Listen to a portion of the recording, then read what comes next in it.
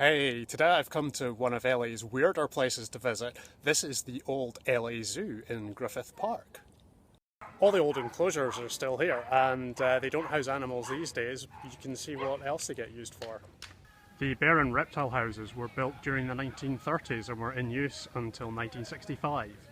Now, these enclosures might look familiar, and that'll be because they've been in some movies.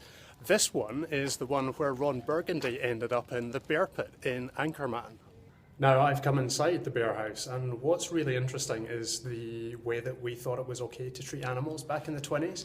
You can see just behind me, there's a stairway that leads up to the cages for when the animals aren't on display. And up there is a tiny little space that the animals would live in. So, top of the steps and behind me is the shockingly small 5 foot by 3 foot cage that the animal would be expected to live in when not on display. It's a far cry from today's zoos.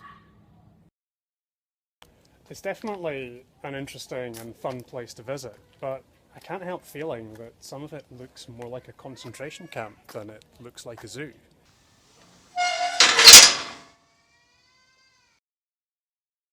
So that's a wrap on the old LA Zoo. Thankfully, we know a lot more about how to treat animals these days.